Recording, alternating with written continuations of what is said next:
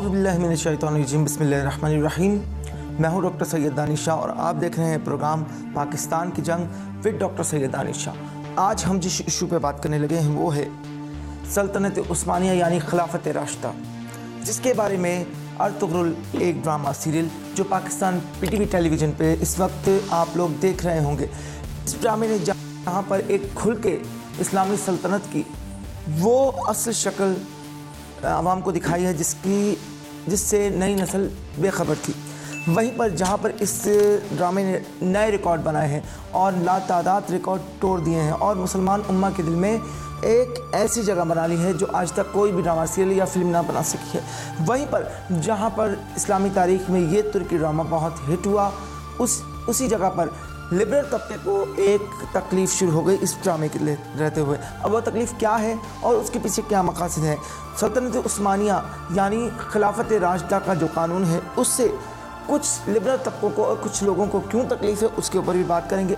और खिलाफत राशिदा का कानून, क्या ये कानून कायद-ए-आज़म मोहम्मद अली जिन्ना ने पाकिस्तान के लिए राइज करने को कहा था या नहीं कहा था, इसके ऊपर भी बात करेंगे। क्योंकि ये जो फितना फैलाया जाता है कि कायद-ए-आज़म खुद लादीन थे, वो पाकिस्तान में एक लादीन रियासत यानी सेकुलर रियासत बनाना चाहते थे, इसका कला कमूस भी करेंगे। क्योंकि कायद-ए-आज़म ने क्या पाकिस्तान को लादीन रियासत बनाने का तस्वुर पेश किया था या सदारी इस्लामी निज़ाम जिसे हम खिलाफत या कहें तो बुरा ना होगा, इसको करेंगे।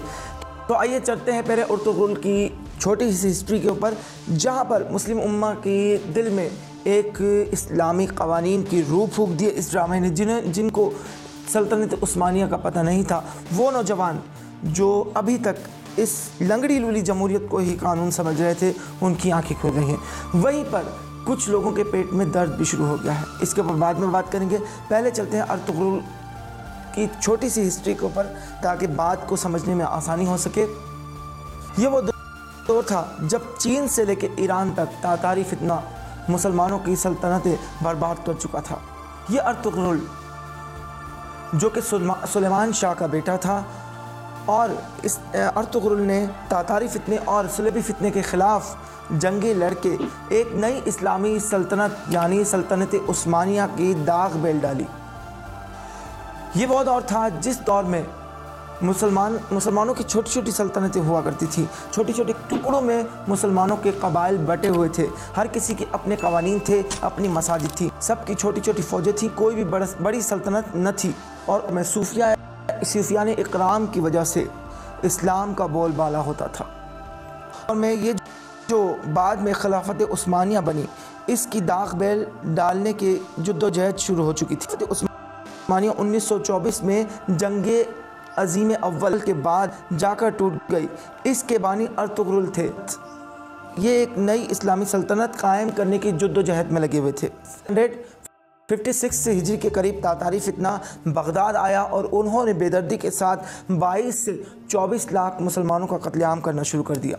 अर्तुगरुल के 3 बेटे थे, जिनके सबसे छोटे बेटे का नाम उस्मान था। सल्तनत इस्लामिया के क़याम के बाद जब अर्तुगरुल का तीसरा बेटा जवान हुआ तो इसके नाम से नई इस्लामी सल्तनत को मनसूख कर दिया गया, यानी इसका नाम सल्तनत उस्मानिया खिलाफत उस्मानिया कर दिया गया, जो 1304 में कायम हुई और 1924 में जाकर फिर वो ख़त्म हो गई।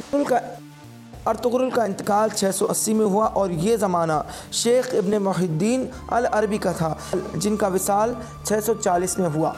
और अर्तुगरुल क्योंकि जो भी इस्लामी रहनुमा गुजरे हैं, ख्वाह वो मोहम्मद बिन कासिम हो, महमूद गज़नबी हो या फिर अर्तुगरुल हो, इनके रहनुमाई फरमाने के लिए अल्लाह ताला ने औलिया अल्लाह को लगा दिया था, मुहद्दिसीन को लगा दिया था, तो ऐसे बुजुर्गान दीन को इनकी रहनुमाई पर लगा दिया था, जिनकी रहनुमाई करते हुए लम्हा बलहमा ये फ़ातिहीन इस्लामी हीरो इस्लाम का परचम बुलंद करने में सर फहरिस्त रहे। अर्तुगरुल की रूहानी रहनुमाई इब्न मुहिद्दीन अल अरबी किया करते थे। खिलाफत उस्मानिया में अर्तुगरुल लम्हा बलम्हा इनसे रहनुमाई लिया करते थे। नाज़रीन इकराम, जैसा कि ये ड्रामा सीरियल खिलाफत उस्मानिया पे बनाया गया है, ये वो खिलाफत उस्मानिया है, एक नया उरूज दिया, एक ऐसी इस्लामी क़वानीन, एक ऐसी इस्लामी सल्तनत दी जिसे तारीख़ फरामोश नहीं कर सकती। लेकिन अफसोस के साथ साजिश के तहत इस सल्तनत उस्मानिया को ख़त्म कर दिया गया। तरीके से ये तुर्की का ड्रामा पाकिस्तानी प्लेटफार्म पे आया है तो तब से कुछ लिबरल तबकों के पेट में मरोड़ शुरू हो गया, क्योंकि वो पाकिस्तान को काओ के अकायद के तहत, फॉरेन फंडिंग के तहत वो यहाँ पर काला कानून यानी लिबरलिज़म नाफिज करना चाहते थे। लेकिन जब उन्होंने देखा कि पाकिस्तान में एक ऐसा ड्रामा जो इस्लामी सल्तनत पर बनाया गया है वो चल रहा है, तो अवाम की आंखें इससे कहीं हमारे दिए हुए सेकुलरिज़म से पलटकर इस्लामी कवानीन पर ना आ जाए, तो उन्होंने इस पर बगावत शुरू कर दी, यानी इस ड्रामे पर तनकीद शुरू कर दी। कहा गया कि अगर तुर्की में इस्लामी तारीख़ में उर्तुगुल पे यानी सल्तनत उस्मानिया पे कोई ड्रामा बनाया जा सकता है तो फिर फ़ौजी बगावत जो तुर्की में की गई थी उसके ऊपर ड्रामा क्यों नहीं बनाया। जी हाँ, इनका कहने का सीधा मकसद यह है कि पाक फ़ौज के ख़िलाफ़ भी कोई ड्रामा बनाया जाए।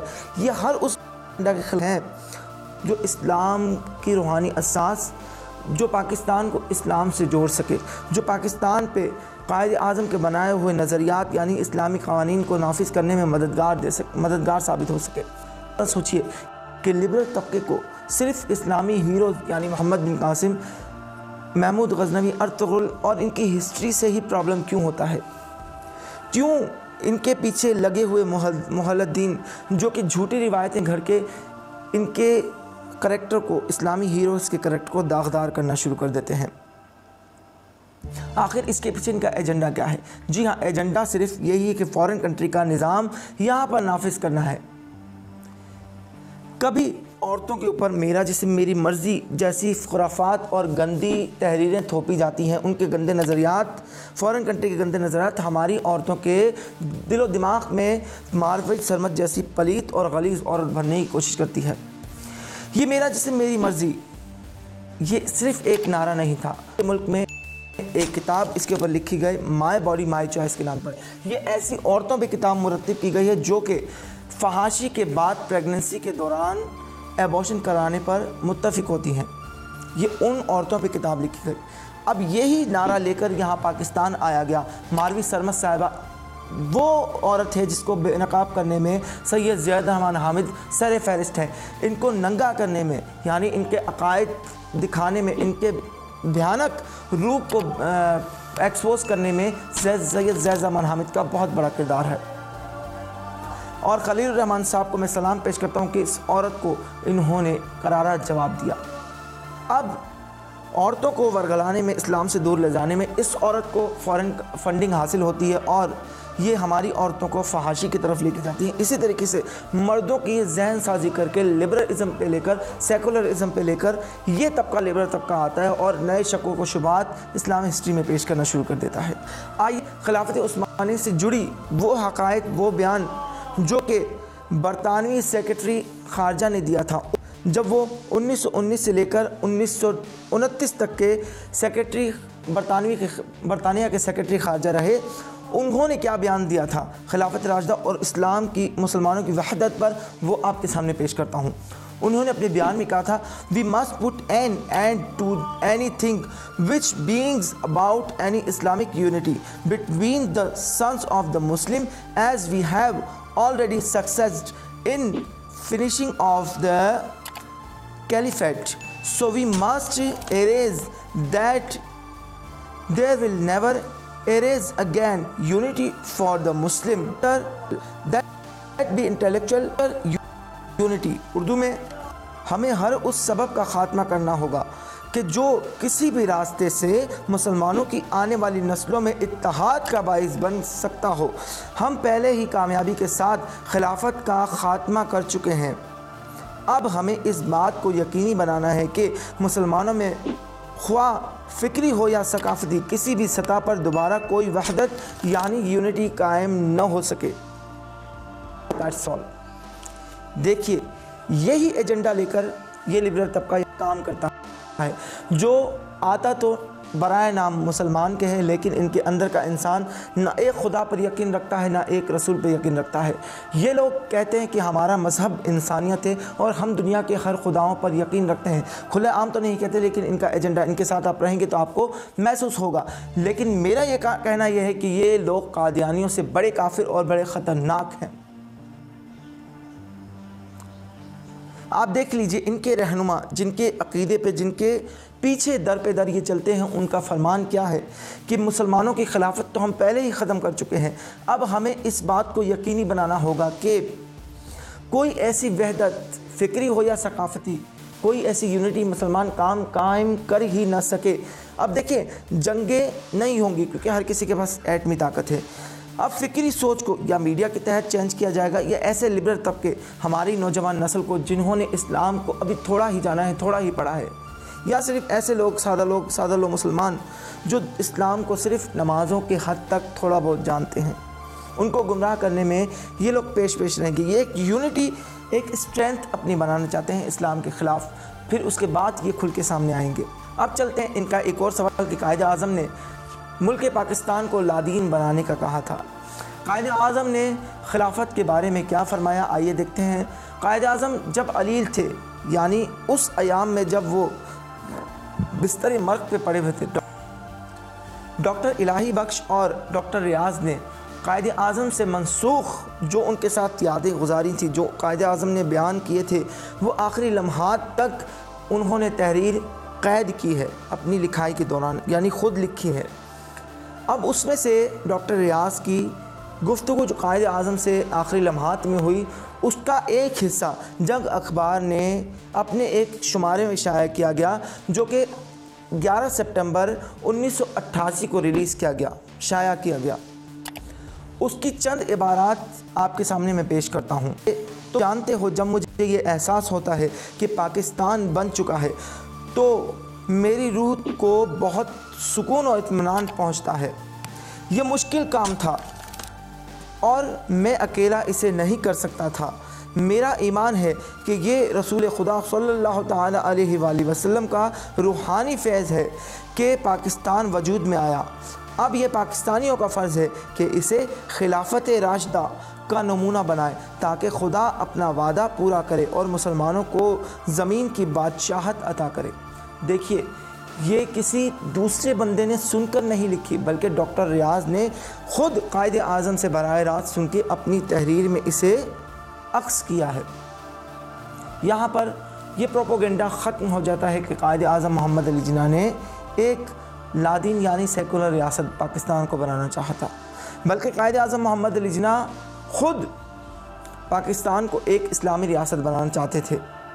جب ان سے یہ سوال کیا گیا کہ قائد اعظم پاکستان تو بنا رہے ہیں لیکن قانون آپ کے پاس کون ہوگا، کون سا آئین آپ کے پاس ہوگا، تو انہوں نے کھلا یہ اقرار کیا تھا کہ میں پاکستان کا قانون بنانے یا آئین بنانے کا اختیار نہیں رکھتا، مجھ میں کیا اوقات ہے، جبکہ اللہ تعالیٰ نے قرآن و سنت کی شکل میں ہمیں آئین و قانون پاکستان کے لیے دے دیا ہے۔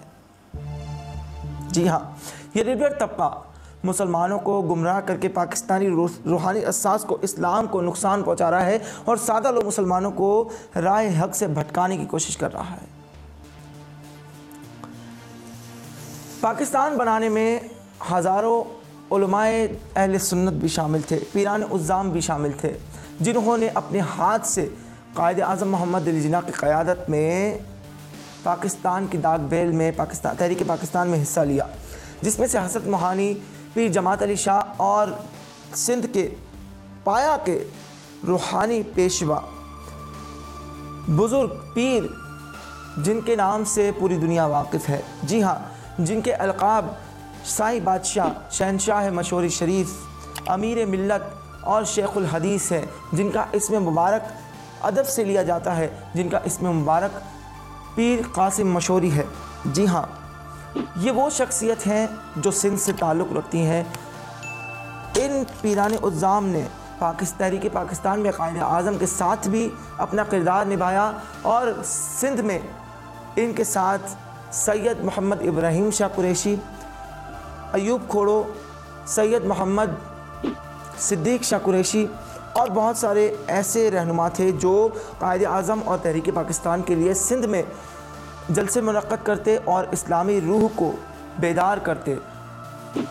حضرت پیر سائیں بادشاہ، امیر ملت، شہنشاہ مشوری جب تک حیات رہے ظاہری طور پر انہوں نے پاکستان کی محبت کا اظہار کیا اور ولولہ انداز میں ہمیشہ یہ کہا کہ ہم پاکستان کو قائد اعظم کی نظر پہ بنانا چاہتے ہیں اور اسلامی قوانین کو نافذ کرنا چاہتے ہیں۔ اسی لیے وہ ضیاء الحق کے تھے اور ضیاء الحق صاحب وقتاً فوقتاً امیر ملت شہنشاہ مشوری سے مشورے لیتے رہا کرتے تھے۔ شہنشاہ مشوری امیر ملت شاہی بادشاہ نے کھلم کھلا اپنے بیانات میں بھی جب یہ سیکولرزم کا ایک فتنہ اٹھا تو اس وقت ولولہ انگیز طور پر امیر ملت شاہی بادشاہ شہنشاہ مشوری نے ولولہ انگیز میں کہا کہ ہم اس کفریہ نظام کو ریجیکٹ کرتے ہیں، اور بھرپور طریقے سے اس پر خطابات کیے اور مسلمان امہ کو اجاگر کیا۔ جب کفر کے اس نظام کو بنانے والوں کو یہ بھنک پڑ گئی کہ یہ ایک اولیاء اللہ مرد مجاہد کھڑا ہو چکا ہے، تو انہوں نے اس سیکولرزم کو ایک نیا نام دینے کی کوشش کی، یعنی اسلامک سیکولرزم قرار دیا، جس پر امیر ملت شاہی بادشاہ نے بھرپور مظاہرہ کیا کہ اگر آپ اسلامک سیکولرزم کہہ رہے ہیں تو ہمیں اس کا پورا نقشہ دکھائیں، کیونکہ سیکولرزم ایک الگ چیز ہے، اسلامک ازم ایک الگ چیز ہے۔ اس بیان کی امیر ملت سائیں بادشاہ مشوری شریف والے سائیں کی بیان کی لنک میں اپنے پروگرام کے ڈسکرپشن میں دے دیتا ہوں، اگر آپ سننا چاہتے ہیں تو دیکھ لیجئے۔ اور اس کے ساتھ ساتھ اعظم نے ملک پاکستان کو ایک اسلامی ریاست بنانے کا بیان دیا تھا، اس کا لنک بھی میں جو ہے ڈسکرپشن میں دے دیتا ہوں، آپ اسے بھی دیکھ لیں، کیونکہ اس سے پہلے کہ سادہ لوگ پاکستان کے مسلمانوں کو یہ لبرل طبقہ کسی اور راہ پر لے کر جائے اور پاکستان میں سیکولر نظام کو رائج کرنے کی کوششیں فعال کرے، ہر مسلمان کو، ہر پاکستانی کو اس پاکستان کی جنگ میں ہمارا ساتھ دینا ہوگا۔ آئیے اپنے ہیروز محمد بن قاسم محمود غزنوی اور ایسے مسلمان ہیروز کو سلوٹ پیش کریں اور ان کے خلاف جو ہسٹری لکھی گئی ہے ان کو رد کرتے ہوئے ہم لبرل طبقے کو نیست و نابود کرنے میں اپنی جنگ کا آغاز کریں، کیونکہ قائد اعظم نہ تو لادین تھے، نہ ہی بے دین تھے، نہ ہی انہوں نے پاکستان کو ایک لادین ریاست بنانے کا خواب دیکھا تھا، بلکہ قائد اعظم عاشق رسول تھے اور انہوں نے پاکستان کو ایک اسلامی ریاست بنانے کا خواب دیکھا تھا۔ جب جب یہ فتنہ پاکستان کی روحانی اساس کو سبوتاژ کرنے کی کوشش کرے گا، ہم پاکستان کی جنگ لڑنے کے لیے اس پلیٹ فارم پر آ جائیں گے۔ یہ جنگ صرف میری ہی نہیں، ہر پاکستان کی جنگ ہے، پاکستان کی جنگ ہے۔ اب تک کے لیے اجازت دیجیے گا، جانے سے پہلے میرے چینل کو سبسکرائب ضرور کیجیے گا، بیل آئیکن کو ضرور پریس کیجیے گا تاکہ آگے آنے والی ویڈیو آپ کے سامنے سب سے پہلے آ سکے۔ ساتھ رہیے گا پاکستان کی جنگ میں۔ السلام علیکم ورحمۃ اللہ وبرکاتہ۔